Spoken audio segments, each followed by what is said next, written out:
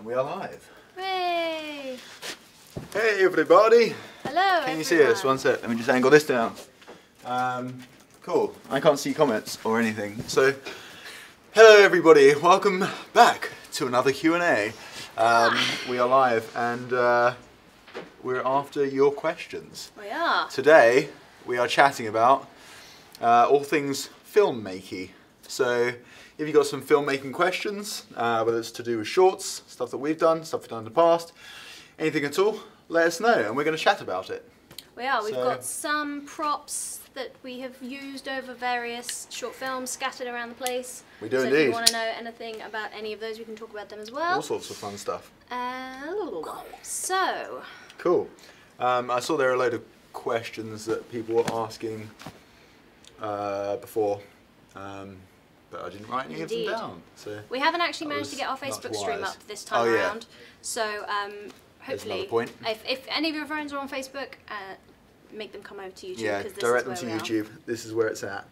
So yeah. Hope you're having a nice day, and you too, Arjan. I'm just going to close the door. Cool. Okay. Hold that for a moment.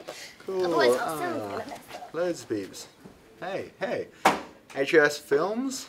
I recognise you guys. Hey, how's it going? Cool. Technical questions and stuff. Right, guys. If you do have any technical questions, please do head over to our technical support team, who will be able to give you some kind of in-depth advice. We're not really able to help out from where we are at the moment. We could spend the whole live stream doing technical support, but it's not ideal. So if you go to hitfilm.com/ask and submit a technical support query there, and those guys will get back to you. So Alco Films asks any advice for budget filmmaking on phones, for example the iPhone 6. We've always been incredibly impressed with the quality of video that you can get off of an iPhone. Yeah. And we've actually seen some really, really incredible films that are shot purely on the iPhone. Yeah, Evie mentioned one a little while back, didn't she? There's a film shot on an iPhone, like a short, that won a film festival, I believe. So, any advice for it? I think a lot of the time with, you know, phones and stuff, I mean, they're getting better at stabilizing as time goes on. But you can get lots of, you know, stabilizing hardware where you can just pop your phone in it and it'll make it all like smooth and cinematic-y. That's a good place to start. Stuff like that, that kind of instantly beef up the quality of the footage, really. So. It is a perfect place to start if you're low on budget. If you're kind of going to be starting off with a short film and you don't have very much money available to you and you have an iPhone, it's actually probably better off investing your money in some other kind of hardware like microphones or lighting, just to get that side of your production set up and going nicely. And you can use your iPhone. Very important. Yes. Lighting and sound. And everyone has a phone, so well, the majority of people have a phone, so you've kind of instantly got access to something you can start being creative with. So definitely worth trying it out, see what you can do. Sure. Hans Fritz says, I really need your help for an idea. I want to create a short film, 2 minutes or something, for school. I want to make a science fiction film. Just a small idea would help. I don't know whether or not that's putting us too much on the spot here, but if anyone has any science fiction ideas and they want to put it in the comments, then you are more than welcome. That's awesome that you're getting to do a film for school, though. Yeah. I never did anything like that when I was at school. No, not even a little bit. That's really cool. Crikey, there's so many different things. I guess a good place to start is to see what you like in terms of sci-fi. What are your favourite sci-fi films? What aspects of those do you really like? And then make a film kind of with that in mind, because if you're passionate about something, or you're more intrigued by a certain element of sci-fi, and you kind of make a project based on that, then it's instantly going to have a lot more passion put into it, and you'll be able to kind of go far with it. So yeah, play to your strengths. Blooper asks, when is Simon Jones Tutorials coming back? Well, yeah, every now and then we get a Simon tutorial, so keep an eye out there. We're aware of so many awesome people in the community doing great work at the moment. We actually spent today kind of looking around and finding all of these incredible videos that you guys have made, and Simon Jones is one of the guest hosts that we really love to have back as soon as we can. And we do have a plan for something coming out very soon with Simon Jones, so keep your eye out. There you go. Philip Wesson, pro tip for iPhone filmmaking, thank you very much for putting this in. Check out Mavis and Filmic Pro for variable ISO shutter speed. Very useful tip, thank you very much. Cool. Cedar Tucky 7, where is Axel?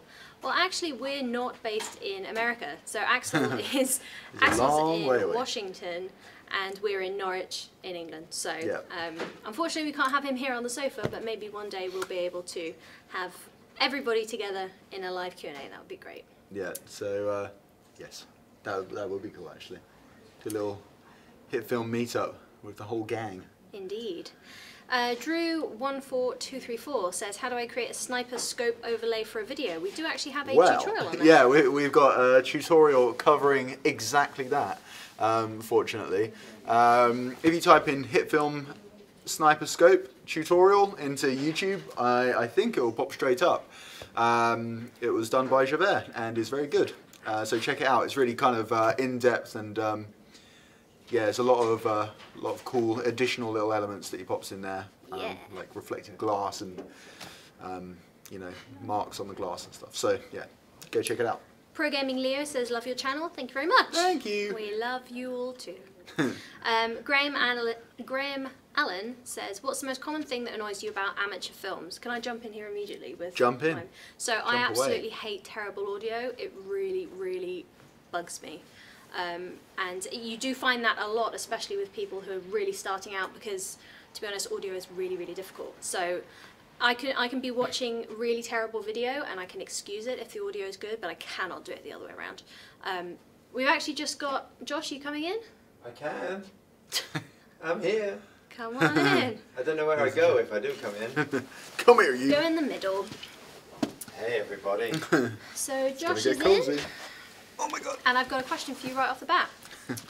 Jeez. It's quite... hello. Yeah. Lance Brown is asking, when shooting during golden hour, is it better to put the sun in the back, front, or to the side?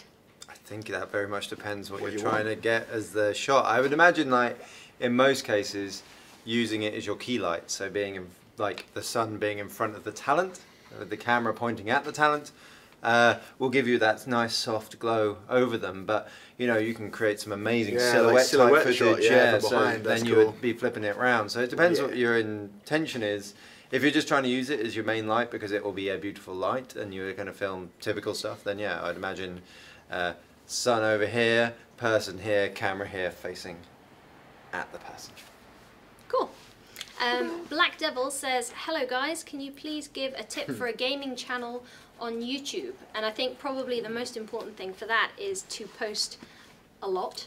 Regularly. And to post as long videos as you possibly can. So the algorithm is going to reward videos that are longer in length and are more consistent.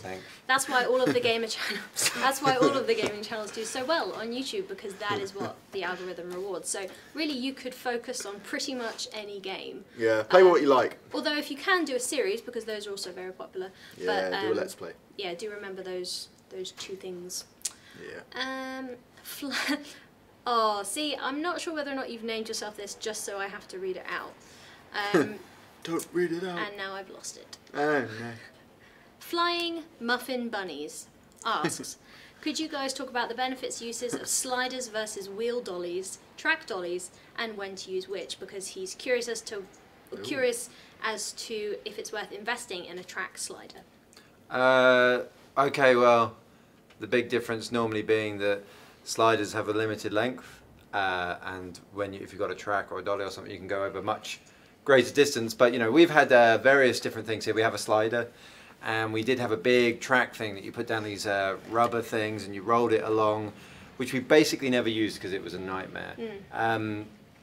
anything that is going to, if you've got perfectly even surfaces, all of these work very well, and you get extra opportunities by having an actual track kind of thing. But if you're filming outside, you're filming in locations and you don't know what the surface is going to be like, anything that is on the floor is going to be a problem. It always is, and it never gives you the smooth results that you want. You get little jerks and things like that. Sliders are much more predictable, and if you get a good quality one, they can produce lovely results. But you know, like a lot of the time now, if you are looking at this kind of thing, going for actually like some kind of gimbal, and there's been a really interesting new, is it the Ronin S, the new thing that came out at CES? I had to go with it at CES and it was awesome. You know, a slider might cost you several hundred, if not $400 for a really nice, good one that's got a lot of length on it.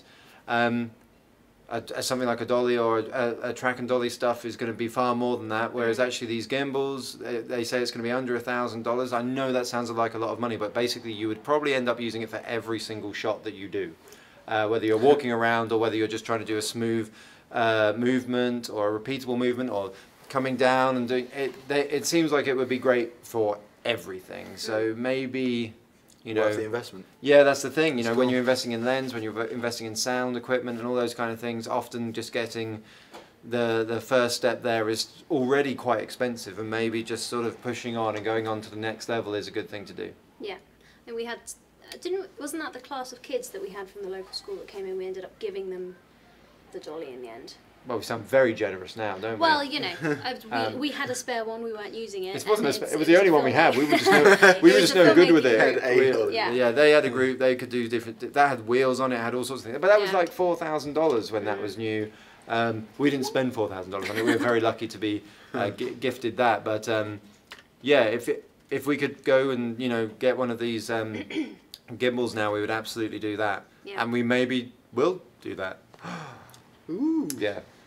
Or maybe the people over at Ronin will be really kind and let us review one and, you know, use it in our stuff. Hey? Just keep holding eye contact with the camera, that'll work. Never blink. Tim Sills, so this is actually a really useful question because we do have props around to answer it. Where do you usually source your props from? And I think probably the best example we have of this is Rebellion, which is a shoot that we did about a year ago, I think now, which needed a lot of props. So we had things that we did actually source and buy outright, like the Stormtrooper costumes that we had. But to keep costs down, we actually made a bunch of props as well. So do you want to very quickly go through? Okay. Things that we bought. Yeah. So like there were like really key central props in Rebellion. Could you pass me the thermal detonator, which isn't a thermal detonator? It might be. This is the thermal detonator. Oh right. So this little thing, yeah, with the lights that work. The important thing was this was going to be like in a hero shot. It was going to be really clearly seen. In fact, it's in lots of hero shots. The same one. We only had one, and we used it many times. So what we did is for this we bought a kit. It was one of the most expensive props in the whole thing. I think the kit would have ended up being somewhere around $40, and it's all made of resin, and it came and it was beige, and we bought a kit to do the lighting off eBay and put it together, spraying it and all that kind of thing. So that actually was really expensive, which is why we only got one, because we're budget filmmakers, and used it again and again. So they kept taking it out of a bag and putting it on something, and then you cut to another shot and then you take it out of another bag and put it on something else. So that's how we saved money there, but we needed it to look really good. And then you have something like this. This is the thing that you actually detonated it with, and all this is a plastic box that was an actual battery box. Battery box, yeah. And then we've glued and put other pieces onto it. So this is like a kill switch from a car. So we got that from a car shop, or actually Amazon, because you buy everything on Amazon basically these days. Fit in there, actually. Yeah, and it's actually, if you were able to see, it's kind of glued in but has gaps around it. But because of the way that it was going to be used, you're never going to see that. And this is the key thing with all locations, all props, and everything you make to do with film. It's all about what the camera sees, not what you see. So you know, Perception. Most sets for indie films, if you actually went up to that wall and pushed it, it would fall over. But the camera makes it look like a real wall. Magic. And then we had the big... this guy. I'll let Ollie carry this because he's strong. If you haven't already seen Rebellion, it is on our YouTube channel. We do have a bunch of tutorials for you about it as well. and you'll get to see this little guy in one of the shots. This is a remote control car underneath. So this was the most that. expensive prop of all of them. It was probably $150. It had to be a really, really maybe. powerful remote Yeah, control so car. it was a powerful but off-the-shelf remote control car. We didn't have time to make anything. On top of it, 2 plant pots. So they were really cheap plastic plant pots. They weren't wide enough, so we got 2 of them, cut them in half and kind of glued them together. As you can see, it's now beginning to fall apart. But that's the great thing about props, they only need to work on the day. And you drove it into the wall and at least and twice. no one could control it. These are RAM chips from an old computer, which were no use anymore. On top of here, we've got some AA batteries that are sprayed black, and some more RAM chips, and that's just the aerial out of the remote control car in the first place. And it's to make it look like it's welded together, we've just used filler along the edges, which handily conceals how badly put together it is. And we then sprayed it and dry brushed it to give a slightly metallic effect. And nice. But it was so hard to control, which if we had had more time we would have experimented with and understood, that it didn't feature as heavily as we would have liked it to. Because we wouldn't have put $150 worth of budget into it if for the amount that it did feature. It probably would have just been on a piece of string and had wheels, and someone would have just pulled it. Yeah. In fact, now that I think about it, why on earth didn't we do that? That was a good idea. That would have been a much better idea, and it would have gone exactly where you pulled it, rather than being the fastest remote control car which you can't control. I feel like we just kind of wanted a mini robot, though. We just wanted to make No. it for ourselves. Everything was taken very seriously, and we considered the budget at all times. Yes, well, that's true. As should you when you're making your. That's already broken itself. It So is yeah, But so. it has the cool light on the front, you know. Ooh, Oh yes, practical lighting, also important. shiny. But yes, whether it needs to actually last more than 1 or 2 seconds, which is what is required for it. I think we glued that back together on set several times. Always carry glue, always carry gaffer tape. Constantly. Yes. Wait, what's the glue that we use? We use Gorilla Glue and Gorilla Gaffer Tape. We are not sponsored by Gorilla, but, no, but you they're know, fantastic if they anyway. wanted to give us Gorilla Glue and Gorilla Tape, we'd happily accept Eye it. contact. So a couple of you are still asking for technical assistance, or you're saying that an effect isn't working and you don't know how to get it right. Please do contact our support team at hitfilm.com/support. I'm afraid we can't answer these in this themed Q&A, but you'll get all of the help that you need if you contact our support team. Yeah, we can't really bring it up on a screen here. And also, then people like Axel, who you know from tutorials, will be on hand to give great advice, because they know how to get this stuff working if there are any issues. Exactly.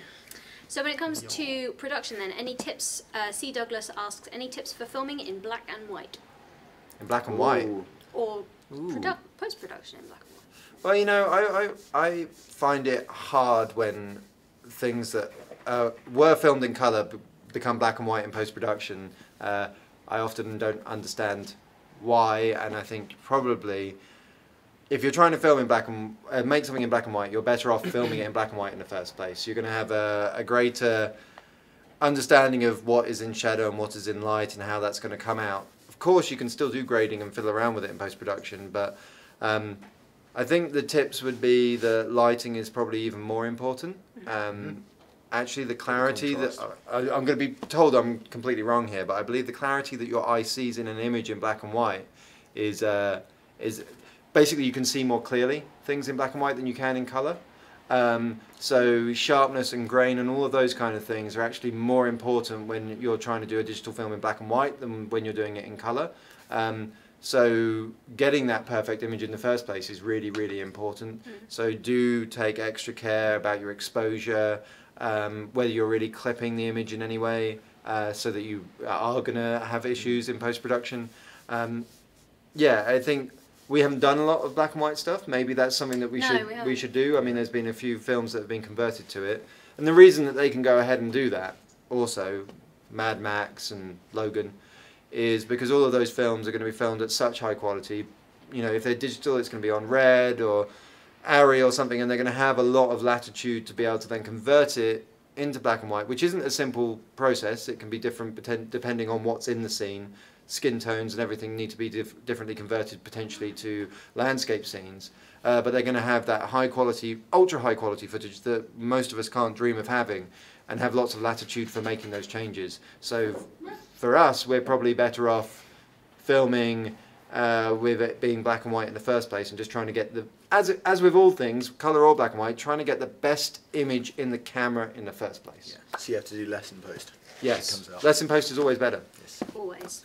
Aku Team Gaming and More says, HitFilm, freeze time effect in HitFilm Express. What was the fantastic user we saw today?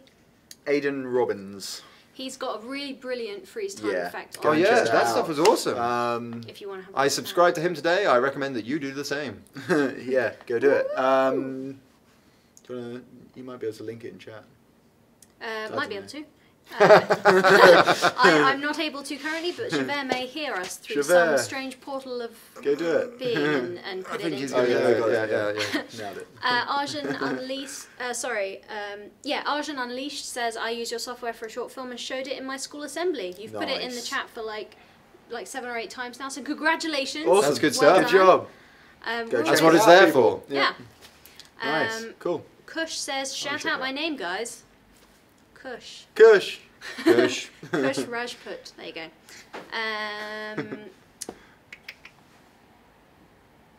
I pay my actor in jelly beans, Drew 14234 says. Food. Important. Food is incredibly important. Feed your actors. on a Feed film food shoot. and drink. The most important thing you can have on a shoot, other than your camera. In Yeah. jelly beans. That's a good way to do it. Red Alert, hello. Hey, Red Alert! How's it going? Is asking for thoughts on The Last Jedi, just out of interest. Oh God. No. Not so great. You didn't like it too? Did anyone? No, Loads of people, it's their favourite Star Wars ever. It's okay to be wrong. It's Okay. fine. It wasn't great. We're going to do spoilers though, sure. No, I'm literally not- every I'm not single saying human being anything. has seen it, right? I think so, but I'm not going to say anything. It just wasn't my cup of tea.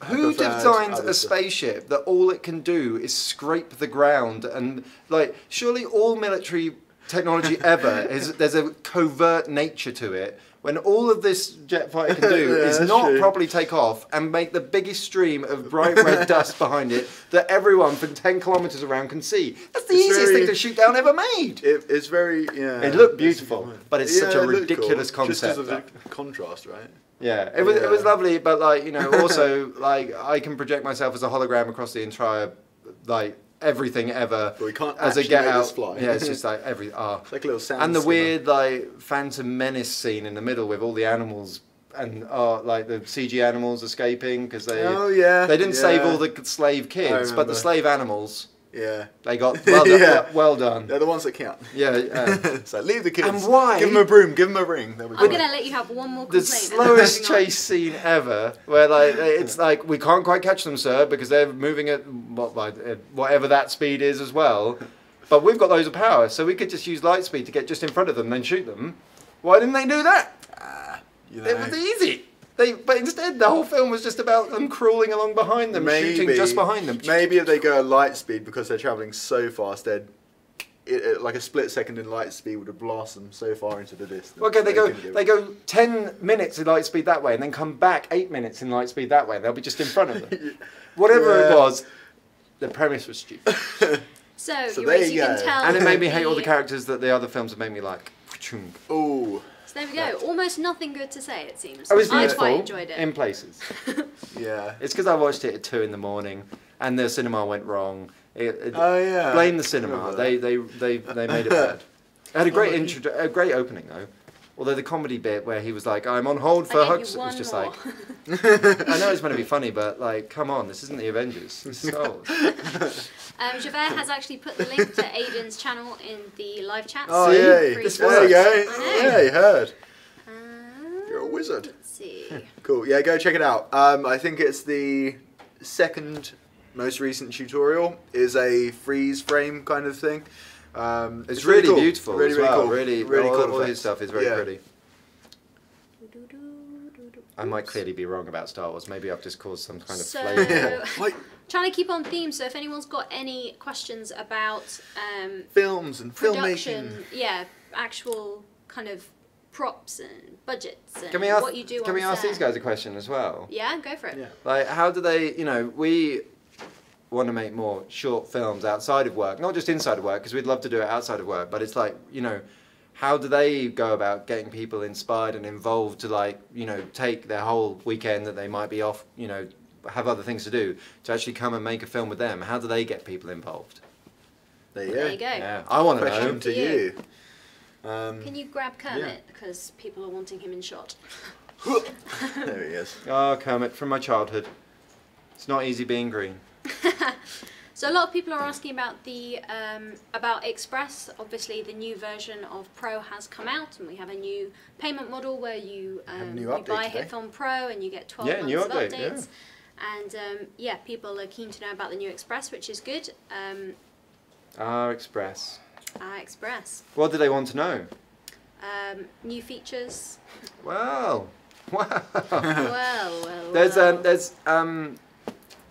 a lot of stuff we're working on at the moment. It's unprecedented level of activity because of the new release strategy. So, is it 6.2 that came out today? 6.2 came See, out I know today, what's going on. We've got, maybe in the not too distant future, HitFilm version 7 coming out, which has some really cool new stuff. And then maybe not too distant on from that, there might be a new version of Express coming out, which will technically be therefore sitting under the same structure as HitFilm. So when we do updates and bug fixes and new features, that will happen both at the same time, rather than what's happened historically is that, you know, Express has always been 6 months behind Pro. That's not going to happen anymore. So sometime this year, in the first half, or maybe even first quarter of this year, God, I couldn't possibly say, Express and Pro will get to the same level. So as we make these cool new updates, where appropriate, things will also come out in Express as well.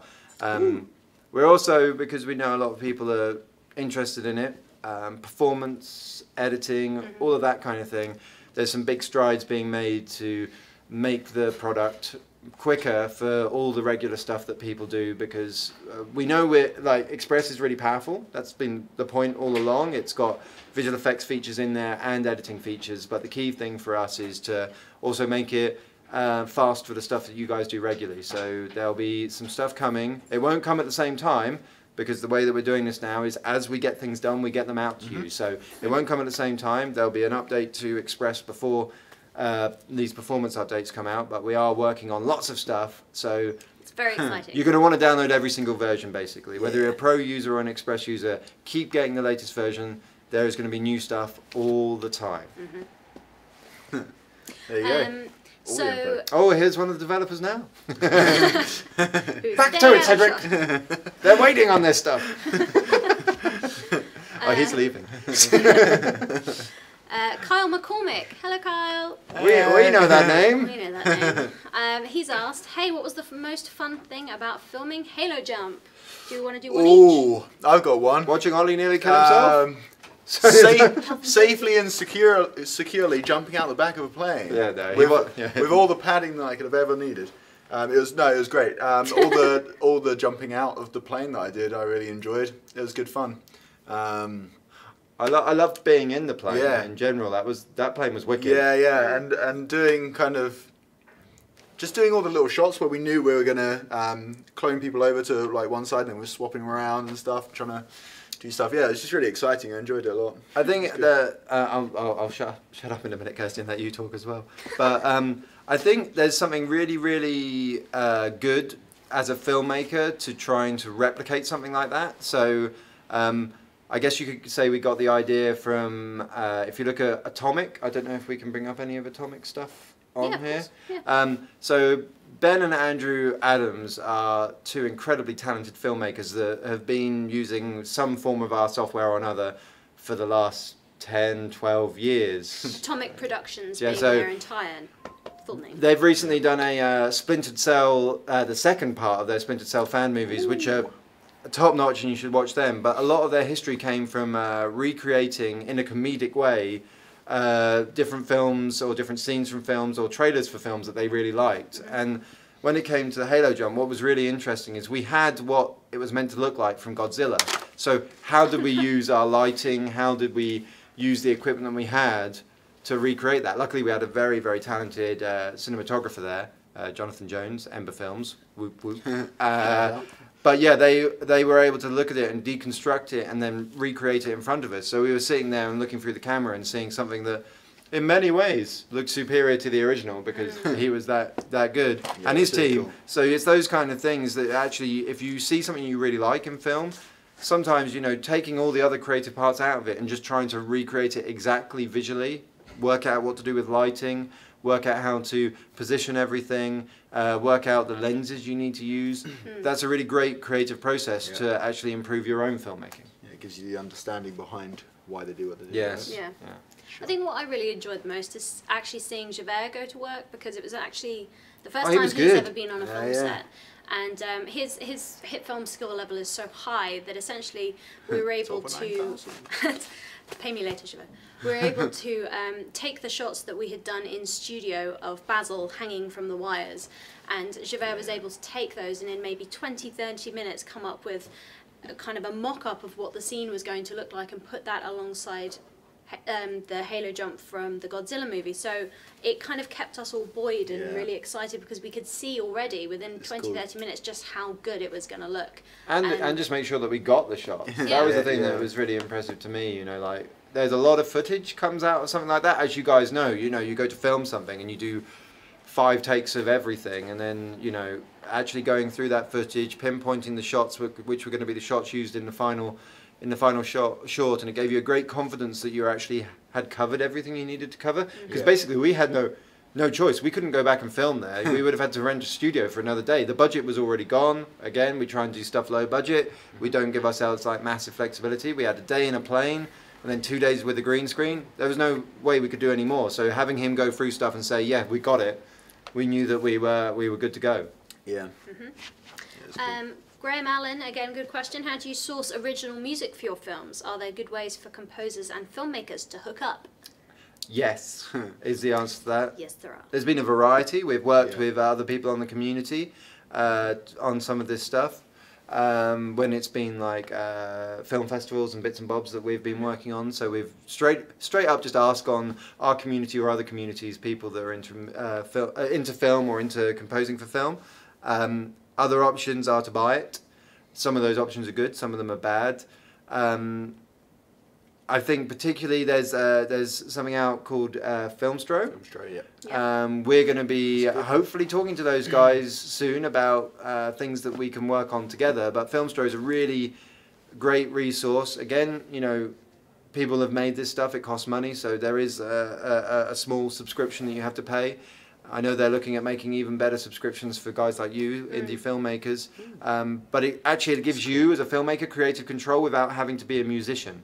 So it's better than just, you know, getting a stock piece of music, sticking it on and going, well, you know, it doesn't fit the beats of what I'm doing, but this is the best of a bunch. It allows you to actually manipulate the music to your film and maybe you hit the beats a bit better and make something that's more dramatic, because we all know music and audio are over 50% of a film, really. The visuals really don't convey anything without all of that stuff, so music's super important. But check out Filmstro, and we'll keep you up to date with how things go with us talking to them, but they seem like a nice bunch. Yeah. Philip Wesson. Hello. Hey! In response to Josh's question, I think, so how to get people to film with you. Number 1, make it worth their time, food, etc. Don't waste their time. Be prepared, form relationships, create a camaraderie, and promote them. And I think you've probably got a number 2 somewhere, but I'm having so much trouble scrolling down because we've got so many comments coming in. I may get to that in a minute. For sure. Very good points. Thank you, Phil. Nice. Good to hear from you as always. Indeed. Any tips on making, from Mr. Filmmaker, that's a good name. Ah, yeah. Any tips on Could we making... get a name like that? Yeah, we should be taking tips from you. Any tips on making modern war film, VFX, SFX, props, etc.? Ooh. Well, in terms of props and stuff, I guess you could kind of take the same angle that was taken with the Rebellion kind of props. Low budget, do what you can, make stuff out of cheaper stuff, really. Like, be resourceful. Yeah. Look at reference images. You know, kind of be as imaginative as you can with stuff. I guess one thing you'll be looking into is like guns and stuff like that if you're making like a modern war type film. There's some places and stuff where you can get some pretty amazing, just really kind of nice looking, but very fake plastic weaponry and stuff like that. So it's definitely worth doing as much research as you can. See what other people are doing as well. That's a big point. See what other filmmakers in your position kind of have done already, and take inspiration from them. It's worth taking into account as well. If you're talking about guns or gun props, you have to make sure that you always take into account the legal aspect and the health and safety aspect of that. Whenever we've used gun props in the past, we have had to contact the police and essentially let them know that we are going to be in a particular place and we are going to be brandishing fake guns around. And you need people around that are wearing something that makes it clear that you're doing something like this. So something filming. High vis, standing like around where you are, so that there's any members of the public, they can run up to them quickly and go, no, this is what we're doing. We've cleared it with the police. This is fine. But I would say, when building those props, the thing that we've always found is that there's a temptation to try and build the entirety of the prop, but you're actually much better to just start with the base being something cheap and plasticky. So if you can, if you want to make a big rifle, buy a cheap plasticky looking one. Sure, it's a water pistol, sure it doesn't look great, but it's much easier to get that and then stick and glue and add bits to it and spray paint it. One thing in particular that's good to do is add weight into it with, you get plasticine, get something like that and stick it, undo it, stick it into it, so when the actor's holding it, it has more of an appropriate weight. But you're much better off, starting with a good, but, bright orange base of a water pistol and then sort of augmenting that and adding to that before spray painting it, rather than just going, right, I'm going to build it from scratch. I mean, some people can do that and they do amazing stuff. But it'll probably just take you 10 times as long, and then you'll realise it's only seen for 16 seconds during your entire film, and it's from a distance anyway, rather than you're going to be really close up on the gun. So try not to obsess over it. Yeah. I guess you can also buy proper replicas and stuff, but that is just your whole budget gone. And half the time, your actor might get far too into it, and they'll be like, okay, what you're going to do is you're going to come around the corner and you're going to drop the gun and then run off. And you'll have bought a $200 or $300 replica. They'll come around the corner and you'll see them dropping it and you'll be like, no! As it smashes on the floor. Whereas if it's that $12 plastic one that you've put together and it bounces off the floor and scratches up, you're just like, I'll spray paint it again, it'll be fine. Duct tape. Yeah. Gorilla duct tape. There you go. I can't find the actual question, but I can imagine what Javert has responded to, which is 1 terabyte of Halo jump footage. So yeah, when you're getting to the point that we are with regards to short films and the quality that you're shooting at, we ended up with 1 terabyte of footage, which is how many mistakes did Josh make during the filmmaking? 1 terabyte of... Phil Wesson again says, knowing the software as well as you do, what would you like to see people try with HitFilm Pro? And just before we answer this, I would like to say, if you do make anything with HitFilm Pro or HitFilm Express that you would like us to see, please do send it to nottobrag@hitfilm.com, because that's the most complicated email address to tell people. We just need another one for this, which is just email at. I mean, we could do. Let us know your thoughts. I quite like that email. What email would you like? No, but you say not to brag, but at, and it's like, but at? But there's an at, or is it not to brag, but? Is it not to brag at? It's like... Well, there's plenty of emails on the hitfilm.com/contact page.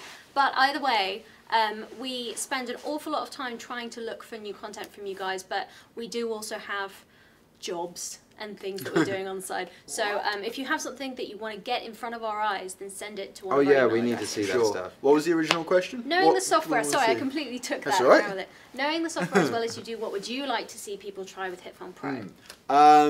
More particle simulator stuff. Yeah, I was going to go for that as well. Sorry, I was going to go for two things. Sorry. No, it's all right. You needed a point too. With Javert's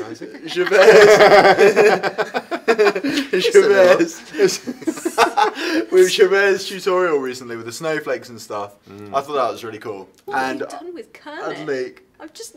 He's just sitting there. It's like, hey Ollie. Yeah, it's fine. You face that way. Sorry, continue. Right, okay. Okay, more particle simulator stuff that uses like the additional Mocha Pro stuff that is in HitFilm Pro.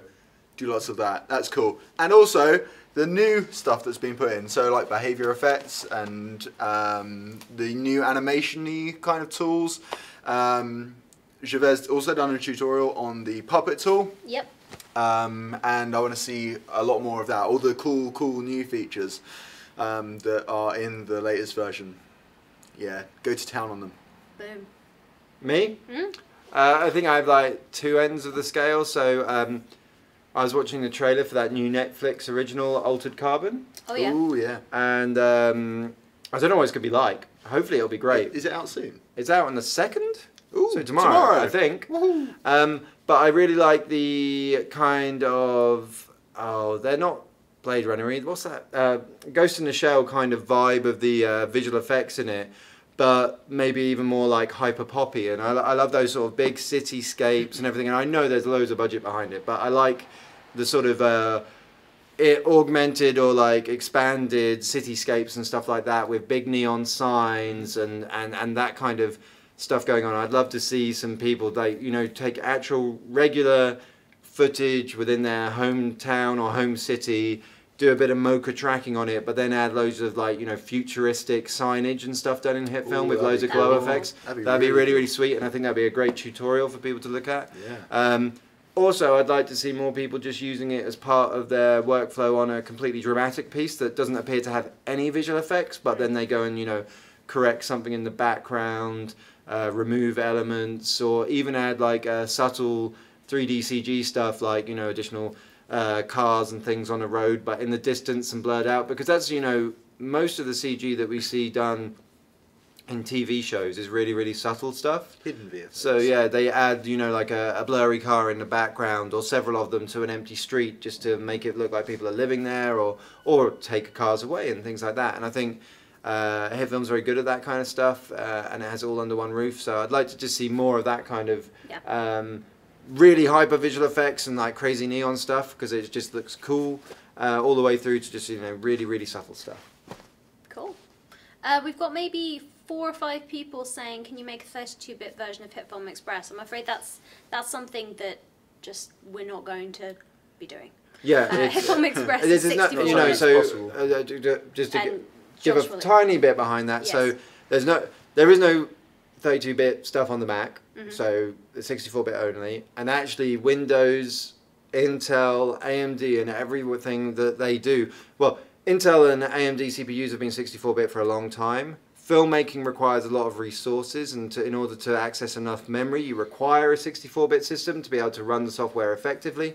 The software would be hamstrung by a 32-bit system. There's virtually no 32-bit systems available to buy, particularly that are aimed at anything beyond like the most basic of like web stuff or like netbook style stuff.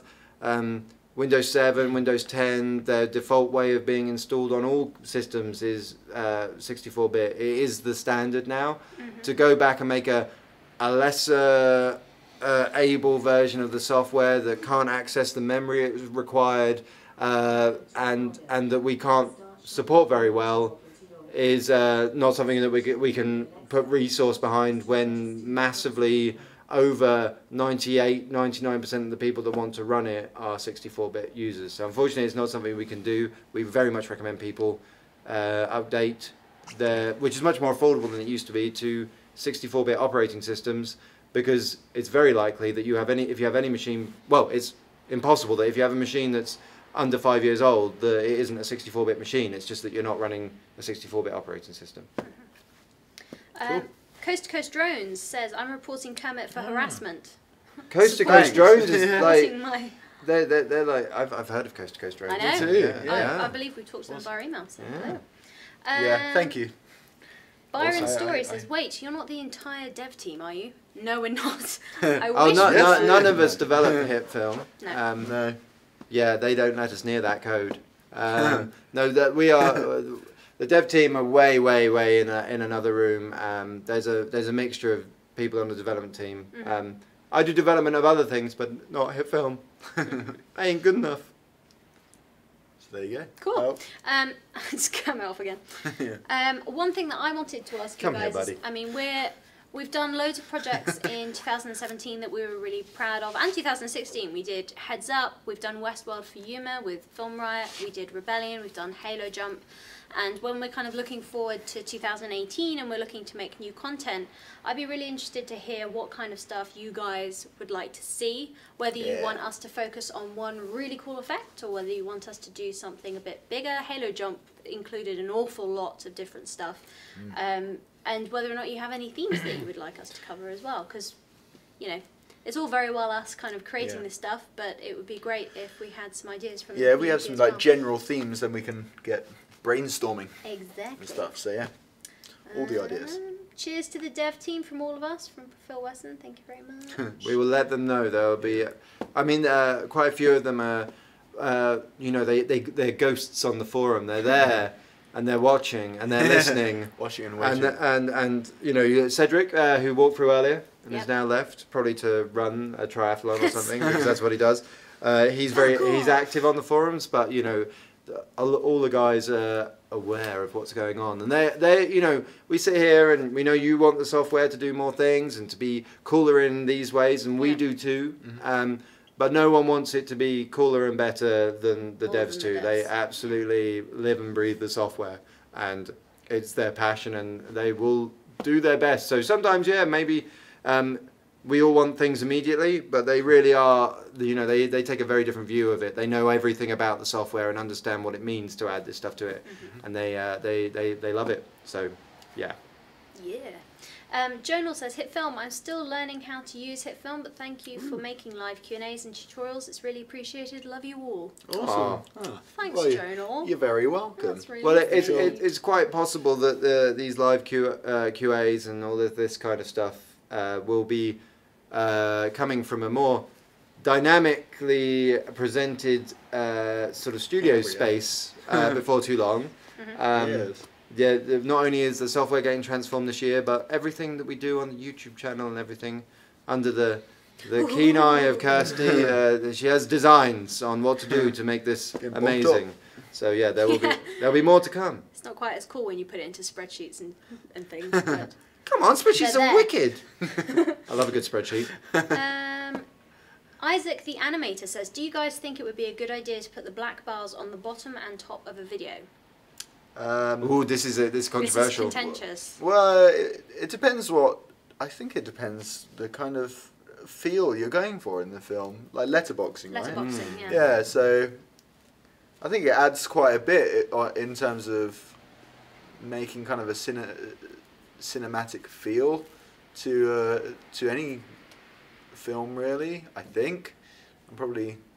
So the big question here is like, you know, does it make it cinematic? Immediately in your head, I think you go, oh yeah, it makes it cinematic. Yeah, and when you see a trailer on saturated YouTube, slow-mo kind of thing. Yeah, and you see that trailer on YouTube for that film, and it's got black bars, and you're like, oh, that's awesome. Yeah. Is House of Cards cinematic? It's on Netflix. It runs on your whole screen. Yeah, and it's cinematic as hell. Yeah, so it's like, what is cinematic? Things, yeah, like, it's hard to say. I like the aspect that it gives you sometimes, like a really narrow view into things, and I think it harkens back to things in you personally when you watch it and everything. Yeah. I don't think it's necessary if you're just trying to say that this isn't TV and this is higher quality than that. I think there's so many things that you know you can use the full aspect of 16:9 and still make them look beautiful. But true. Yeah, it's a hard one. I have often liked things not being in 16:9 and having black bars, whereas Simon, that used to be here, was always like, you know, why wouldn't you use all the space and make, you know, the most of this viewing thing for the person to see the whole screen? There's good arguments all round here. Yeah, maybe experiment with it and see what you prefer using. Change it from shot to shot. Yeah, don't do that. Never do that. Shot, yeah. Mix it up. Yeah. But no, yeah, try different things. See what you prefer. seeing Red Alert and Javert talking on the live chat reminds me, actually, if you haven't already seen it, Red Alert, on their channel, they started a new podcast, essentially, which looks really cool. There's only one episode so far, but we did watch it today because it includes Javert. Well, also because it was and cool. because it includes Red Alert. But we would really recommend it. It's really cool to see kind of members of our community coming together and doing stuff. I mean, it's without us, in a way. But it's good because it's expanding. I mean, Kirsty would happily also be, if like, you know, people are doing these things, Kirsty will appear. I'll appear. I'll appear. Ollie will appear. Like, you know, I'm ready. If you want to do ready like now. I'll do it right podcasty now. stuff, we would love to. We would love to be involved. Yeah. I can do it right now, straight after this. You know, how's 6 for you? Yeah, but with stuff like that, it's really all just about asking. I mean, we're as the company is getting bigger and bigger, we hope that we'll be able to support more of the creators who are hoping to do stuff like this. So Javert is more interesting than me, though. I'm just going to put that out there. So, you know, Javert knows what, not against you. Yeah. He knows. Not saying anything.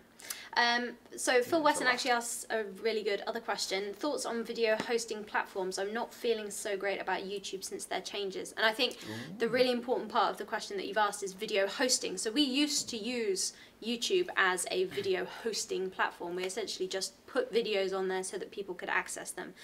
If you're hoping to gain an audience through YouTube itself and use that as a promotional platform, then YouTube is the best video platform out there for that. The algorithm is just biggest search engine. Far and beyond everything else. Yeah, second biggest search engine. If you're looking for somewhere else to host your videos, obviously you could use Vimeo. We don't like Vimeo so much. We use it for other stuff. I just have a massive issue with anything other than YouTube, and I don't mean in the creative industries, as Kirsty knows when she's working with anyone externally and everything, Vimeo is used really heavily.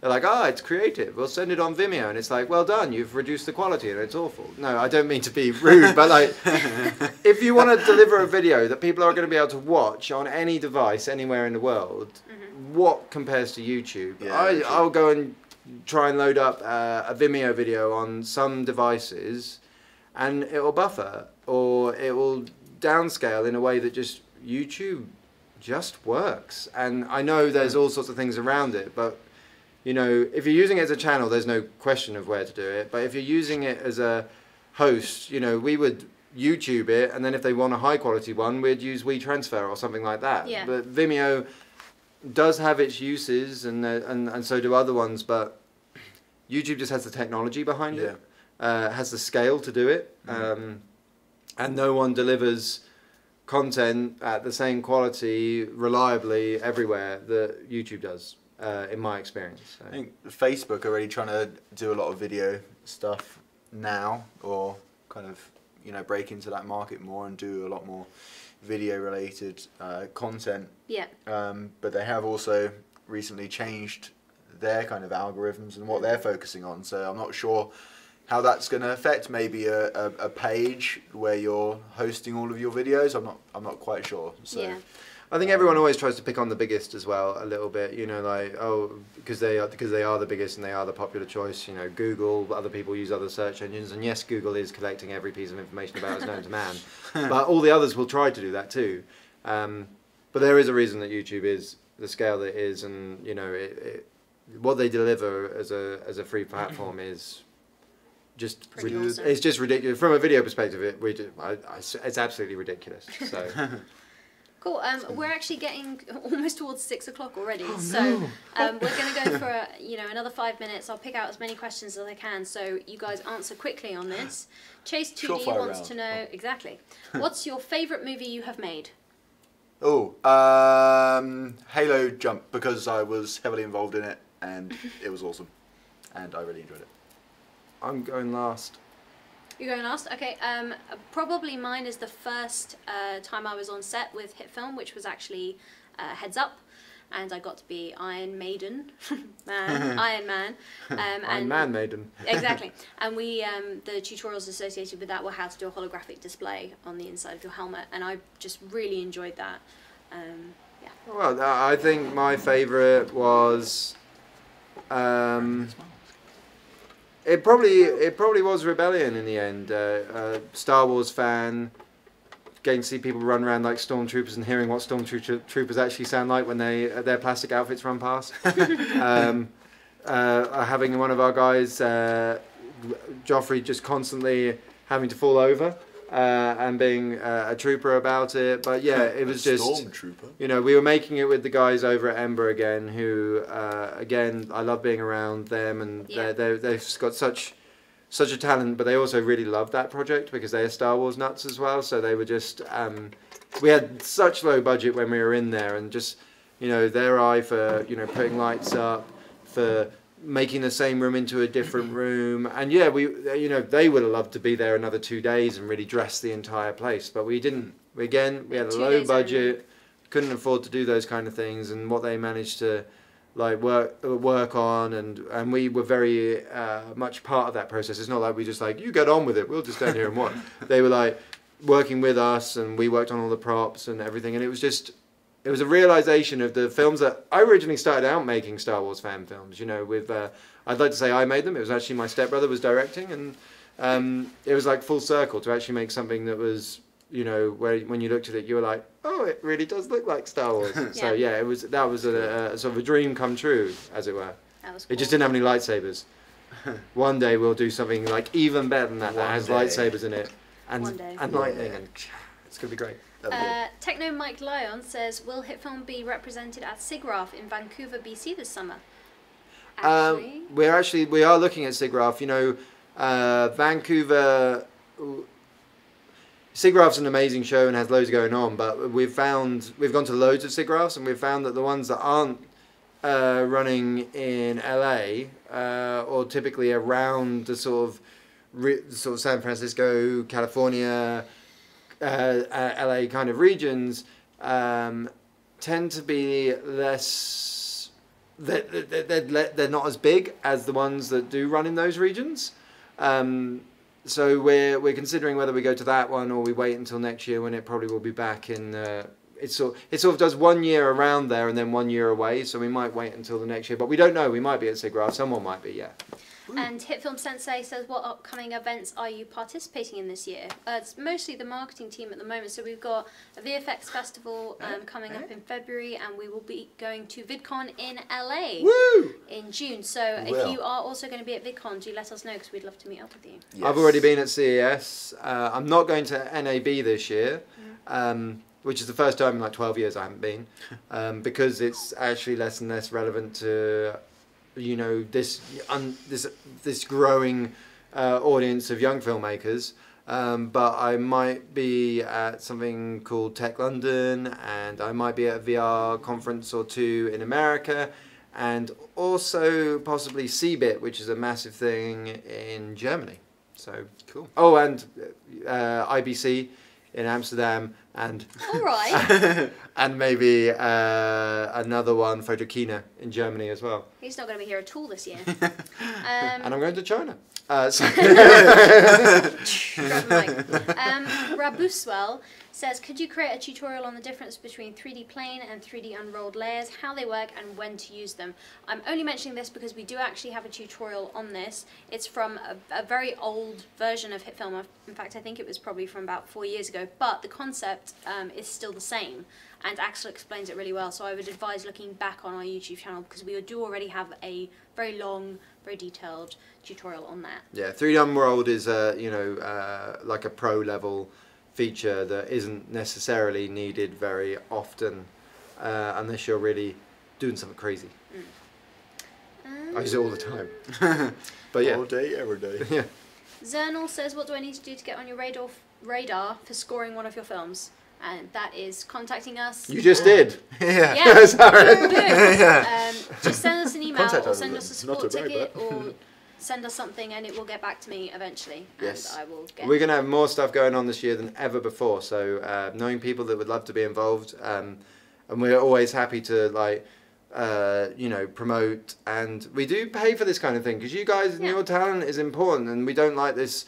You know, when everyone's doing like a free filmmaking thing, sometimes it's understandable that people work for free. But we are a business, and it's not fair to not pay people for the work that they do. So, yeah, if you did work with us on stuff, we pay, but we also promote as much as we can. Yep. Right, well I think we're probably at the end of the live Q&A. Oh Thanks, no! guys. And just like that, Yeah. it was done. I said Zernal's name right. Cool. Yeah, Excellent. good job. Yeah. GG. Black Devil, guys, before you leave, I want to say I love you guys so much. Thank you so much. Keep up the good job. Thank you very much. Very much. We are going to be hoping to still be doing these live Q&As once a week. Once a week? Holy crap. No, What? not once a week. What? Once a What you month. saying? Oh, Once a month. We do have some really cool ideas for upcoming tutorials, and we have some really exciting guest hosts coming up. In fact, we could probably tell you about them because they're definitely going to be happening. So Red Alert, hoping to work with in the future, and Simon Jones is coming back for a tutorial. What? And we've got another couple in the works as well. So do subscribe to our YouTube channel if you haven't already. Yes, We do put it. out new content every Thursday, and we would love to see you in the comment section. yes. Awesome. Thanks for Alright. watching, everyone. Thanks, guys. Thanks, Thanks. guys.